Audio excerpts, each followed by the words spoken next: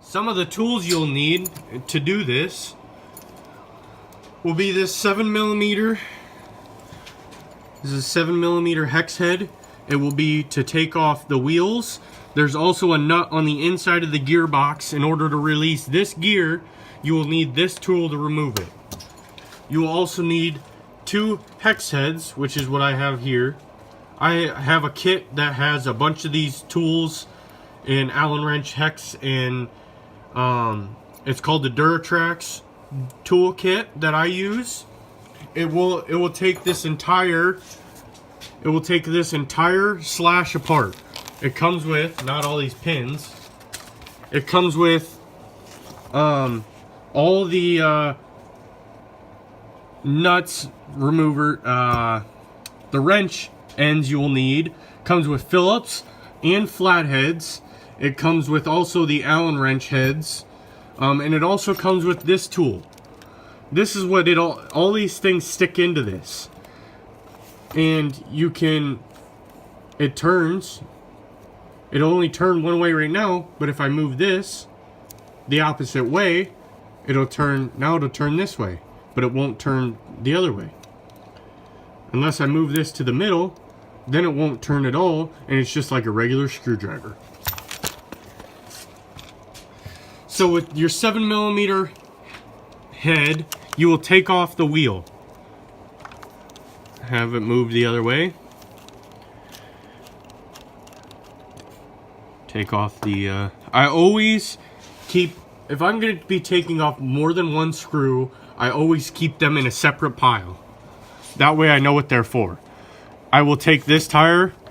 I have this stand here that I'm having the truck sit on, but if you don't, a nice idea is to take the tire and sit it right under here, and you're perfectly set up. I will be using this Dewalt Drill. It says it's got a brushless 20-volt brushless motor with a 20-volt max battery. I will be using this for these tips to just pull the screws out. Now when putting the screws back in, you will not want to use this. This would be one of the worst ideas. You will strip the screws out so fast. Trust me, I've learned the hard way. So let's get this stuff started. Tighten these up. I will be taking out these screws. There's one screw here for your gear cover. I would be keeping this in a separate pile again. Then there's one down here.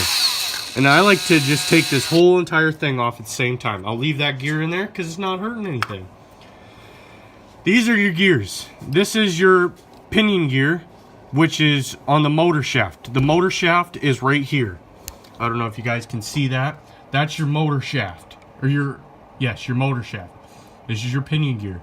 This is your spur gear. As you can see, my cousin did not mesh these very well, which it happens. It's no big deal. He's a first timer. Wow, that's pretty messed up. I didn't look at this side. But we will be replacing this, and it is an 86 tooth compared to the 90 tooth that we're gonna be putting in. So let's get this started. First, you will also use this 7mm head to take off this nut, or to loosen this nut right here. This is how tight you want your how tight you want it to, once you pull the throttle, how tight or how fast is that throttle gonna go. That's what that will be for. We'll switch this out to the bigger style head. Then we'll be ready to remove this. I like to have a firm grip with my thumb on the gears, and then I just kind of spin the gear around, and the screw will come out on its own. I will be keeping these also in a separate pile. First get this started, and then we'll go the opposite way. Sometimes it's hard for the screw to come out, so I just do it manually. Come on, there we go.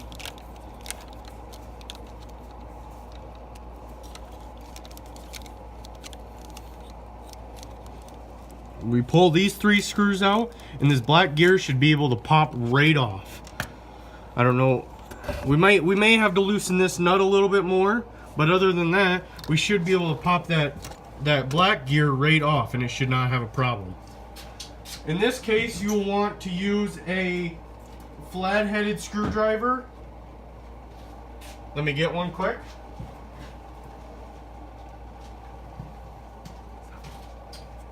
I have this very small flat-headed screwdriver that I use, and I just be prying it off right here, turning it a little bit, prying some more, turning a little bit more, prying some more, and it's off.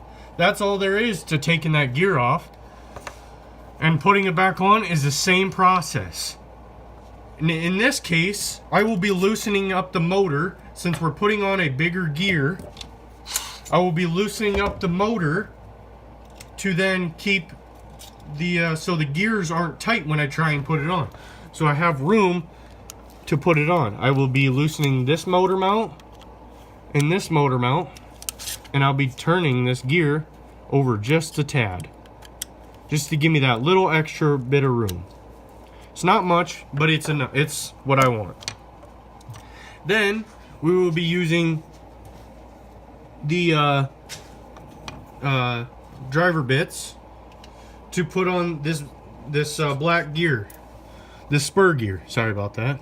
I need to start calling them by their names. With this, you'll put this on here, and you want to make sure that you get those 3 holes lined up before you push it onto that bearing. Otherwise, it's very hard to get it to line up. There we go. I got those holes lined up. Now I'll be turning this the opposite way. Oh, nope, wrong way. Me turning this. Get a good grip on that gear so that we don't turn it while I'm trying to screw these on. Okay, having a little troubles here. I don't know why. Okay, tighten that one up. Put this gear on.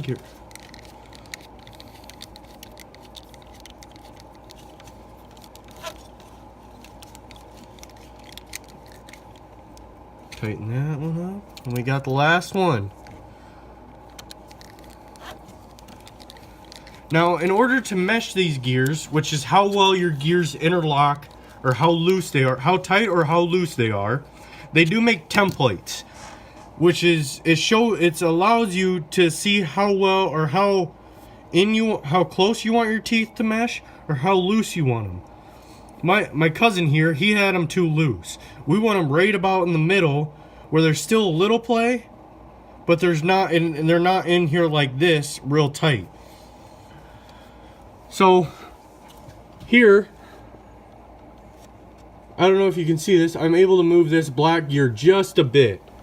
Now we don't really want that, so we will then loosen up the motor mounts. See, or tighten, yeah, loosen. They're already loose, I guess. You can tighten them. Tighten this bottom one. This bottom one is the adjustment one. Let's see how. There's not much space there, or I can't really move that gear, which is not what you want either. So I'll loosen that up. Move the motor over just a tad. And as you see, my last mistake was as I screwed up. So this is a very important step.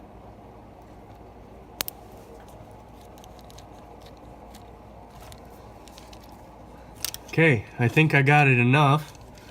Or just where I want it. Oh yeah, perfect. And that's how you want it.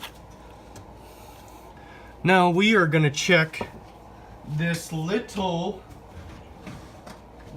we're gonna check the pinion gear. There's one screw here that holds it on. We want them to line up. Oops, that's the wrong head.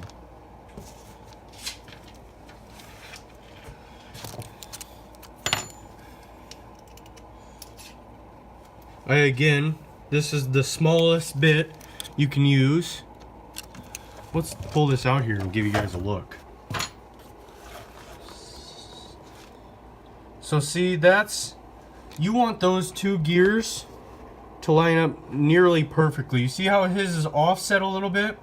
We're gonna move that pinion gear over to line up with this spur gear. We'll get that done here.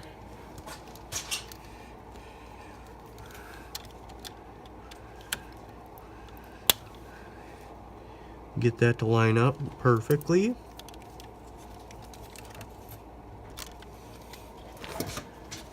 And as you can see now, it's lined up almost perfectly.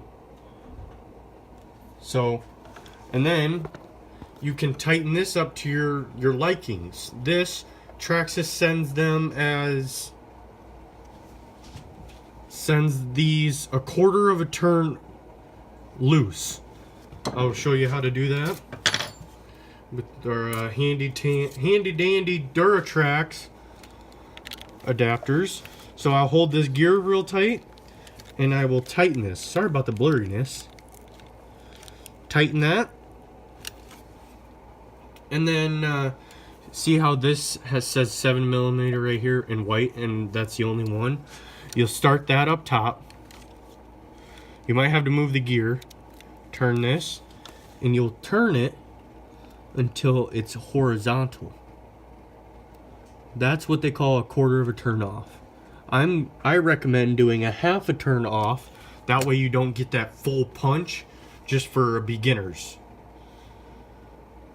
So, and as you remember, I was talking about how his gears were not lined up correctly. I don't know if you can see up top here how half of this is chewed off and half is not, or that little bit's not. That's because his gears were not lined up correctly. So that's why it's very important to line your gears up correctly and to mesh them the way that they need to be meshed. Otherwise, you will begin with this problem.